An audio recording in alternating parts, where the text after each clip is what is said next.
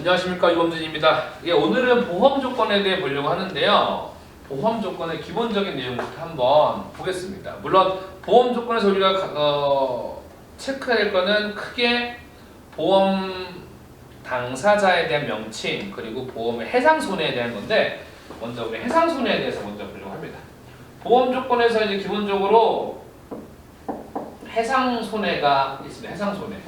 말 그대로 해상에서 발생하는 어떤 데미지예요. 해상 손해를 입게 되면은 보험을 가입했으면은 그로 인해 보상을 받을 수가 있고요. 보험을 가입하지 않았으면 그 해상을 온전히 제 스스로 그냥 감내하거나 또는 운송인에게 과실이 있다면은 운송인이 그걸 물어주거나 하는 것들인데, 해상 손해 일단 기본 베이스부터 좀 보겠습니다. 해상 손해는 기본적으로 두 가지로 크게 구분이 되세요. 두 가지로. 물적 손해,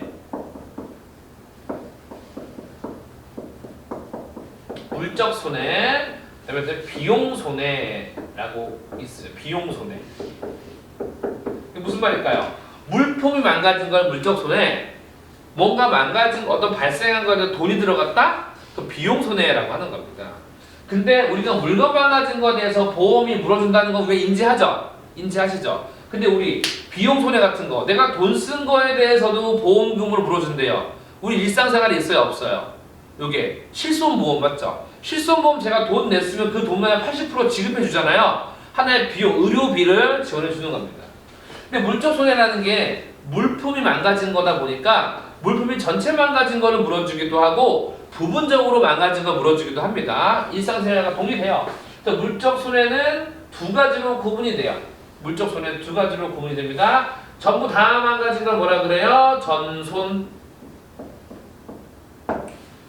부분적으로 망가진 걸 뭐라 그래요? 분손. 전손, 분손. 네. 전손, 분손. 전손은 뭐의 약자예요? 전체 손해. 분손은요? 부분손해. 이겁니다. 그래서 전체 다 망가져도 보험금은 나오고 부분적으로 망가져도 보험금은 나옵니다. 근데 전손이 또한 두 가지로 구분이 됩니다. 전손이 또한 두 가지로 구분이 되는데, 요거 지금 필기하신 분 냅두시고 조금 아래 낮춰서 쓸게요. 여기 낮춰서 한번. 네. 물적 손해, 전손, 분손인데,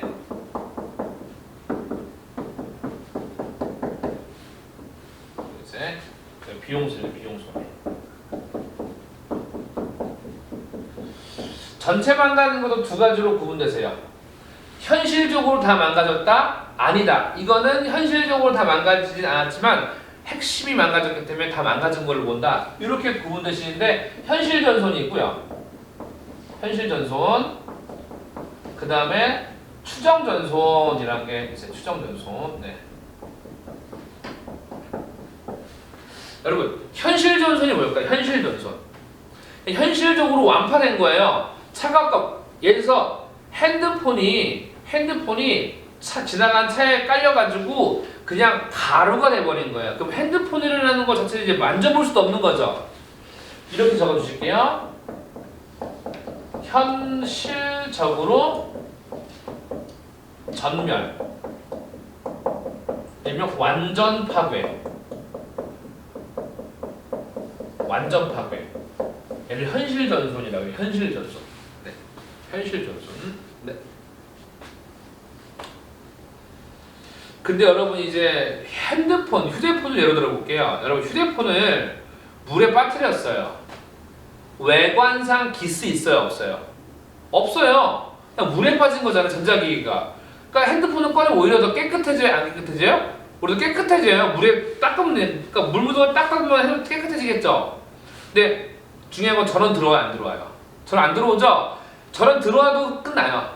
전원 들어오면은 열이 받게 되고 전기가 통하는 순간 전기가 합선돼가지고 핸드폰 다 꺼집니다. 다 망가집니다. 그래서 팁 중에 말씀드리면, 핸드폰이 물에 빠지면 말려살피라는 소리도 있죠. 추정 전손은 그런 거예요. 외관상은 멀쩡해 보여요. 하나도 망가진 게 아닌 것 같은데 그 주요 해당 물품의 핵심 기능이 상실됐을 때 그냥 뭘로 치는 거예요? 전손, 다 망가진 걸로 뭐 한다? 추정하는 거, 추정. 우리 추정이라는 거는 그러하지 않아 보이는데 그런 걸로 보는 거잖아요. 범인인가? 저 사람 참 범인인데 범인이라고 추정만 하는 거지 물증은 없는 거잖아요. 그런 것처럼 그러하지 않은 것 같은데 그런 걸로 보는 겁니다. 잘 보세요. 정말 쉽게 설명드리면은 첫 번째 전체 파손은 일단 아니에요. 절대. 전체 파손은 아님. 전체 파손 아님. 네, 전체 파손은 절대 아니에요. 하지만 주요 기능을 상실해서 아예 그 물건 자체 쓰지를 못해버릴 때 핸드폰이라면 물에 빠졌거나 아니면 액정이 다 나갔거나 여러분 스마트폰 액정 나가면 게임 끝난 거 아니에요? 아무것도 못한단 말이에요. 중요 기능 상실 했을 때는 비록 외관상 멀쩡해 보이더라도 이걸 그냥 뭐 했다고 추정하는 거예요? 완전히 망가졌다라고 그냥 판단을 해버리는 겁니다. 그게 무슨 전손? 추정전손. 네. 여기서 문제 하나 드릴게요, 여러분. 주로 지금 이건 발생한 게 해상에서 발생하는 손해, 해상 손해입니다. 선박이 물품을 운송하려고 출항을 했습니다.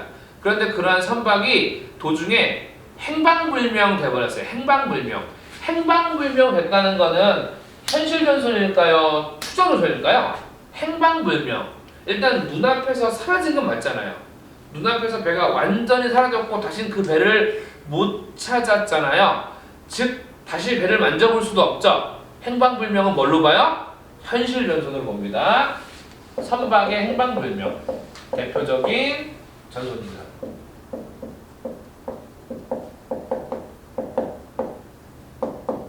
또 하나 여러분, 제가 회를 뜨려고 우리 회를 죽은 생선으로 떠요? 산 생선으로 떠요? 활어, 살아있는 걸 잡아서 회를 뜨는 게 일반적이잖아요. 죽은 생선 주로 탕거리나 구이에 씁니다. 잘 보세요. 제가 회를 뜨려고 물고기감을 구입을 했는데 얘가 죽었어요. 외관상 아무 하자가 없어요. 다만 숨만 끊어진 거예요. 그럼 이건 횟감으로서 인정이 돼요? 안 돼요?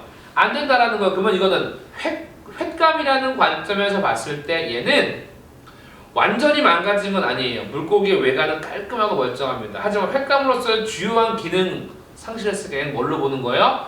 추정전손으로 보는 거예요. 죽은 생선. 네, 이런 것들 기억만 해주시고 이거 그냥 구분만 해주세요. 왜냐? 이런 것들은 앞으로 내용들을 계속 꺼내야 되는데 개념만 헷갈리지 않으시면 되는 겁니다. 또 하나 볼게요. 분손은 부분손해라고 말씀드렸죠? 다 망가진 거예요? 일부가 망가진 거예요? 일부가 망가진 겁니다. 볼게요. 분손 또한 두 개로 구분됩니다.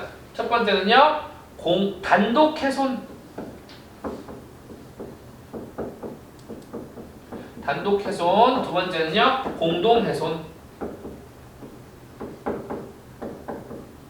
이렇게 구분됩니다. 해손이란 말은요, 한자 개념으로 손해를 거꾸로 쓴 거나 마찬가지예요. 즉 손해라는 말과 해손이란 말은 같은 말이에요? 틀린 말이에요? 같은 말이에요. 근데 잘 보세요 여러분. 해손, 바다에서 발생하는 손해를 혼자 부담한다. 단독 훼손.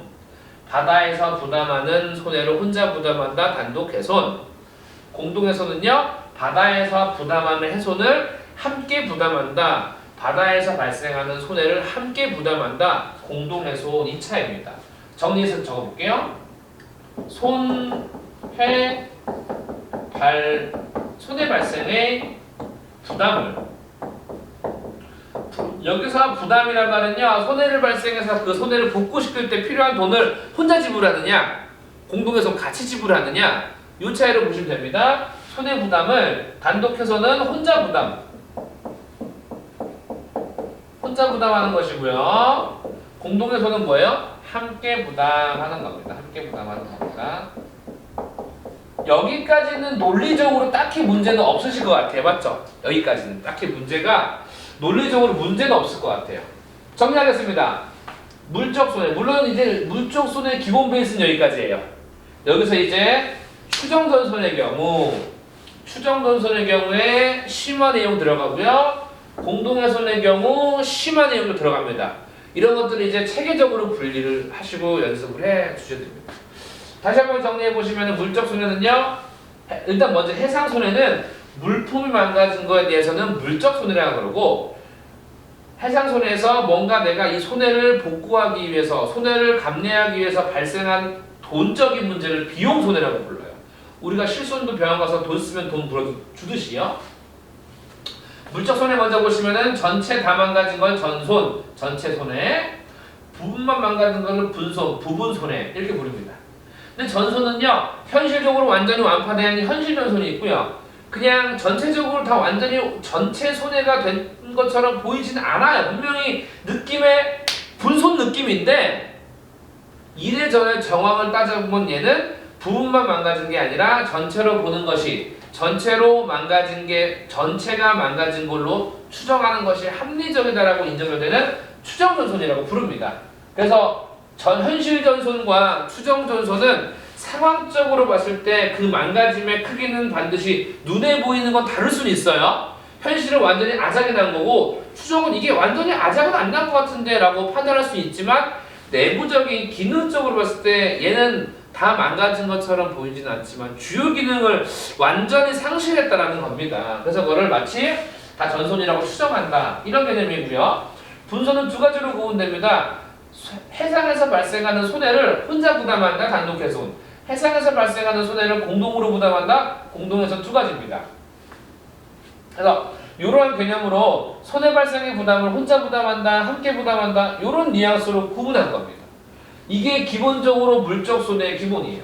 그럼 비용 손해에서 발생할 수 있는 5가지 보실게요. 비용 손해에서 발생하는 5가지. 아마 여기 이제 서머리가 끝일 겁니다.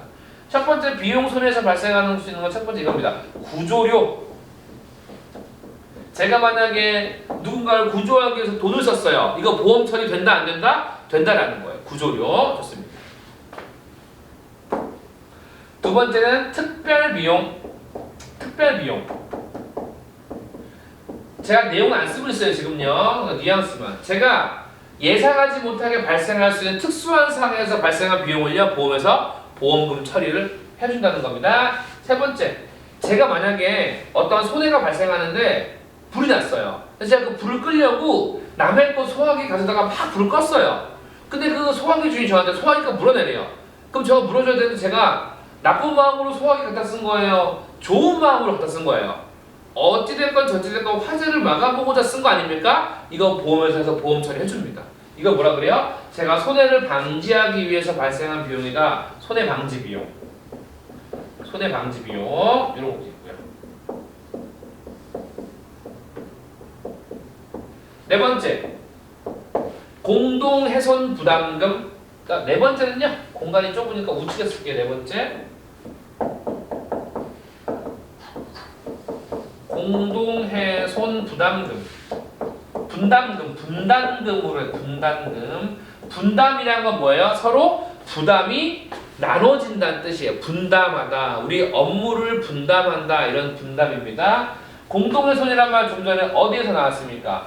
분손에서 나왔었죠. 이 공동훼손 시에 발생한 어떤 물어줄 돈을 공동이 분담할 때, 그때 그런 것도 필요하다면 보험 처리가 되는데, 이건 비용 손해라기보다는 이 자체만으로 따로 해석해야 되고요. 마지막입니다. 마지막 비용 손해, 손해조사 비용. 손해조사 비용이라고 해가지고요. 손해에 대해서 보험회사는 조사할 필요가 있고요. 보험회사가 아니라 전문 조사인이 있으면 조사를 하는데, 그와 관련된 비용도 하나의 비용 손해라고 인정하고 있습니다. 따라서 지금 전손과 분손에 대해서 기본적인 내용을 언급했고요. 비용 손해는 지금 제목만 언급을 했는데, 실질적으로 우리 시험에서는 뭐가 가장 많이 나와요? 비용 손해 기준으로는 이 3개가 출제률이 가장 많이 되고요. 4번, 5번은 거의 나오지 않습니다. 그 다음에 물적 손해는 전체가 시험 범위고요. 완전히. 이게 이제 보험 조건의 어떤 서머리예요.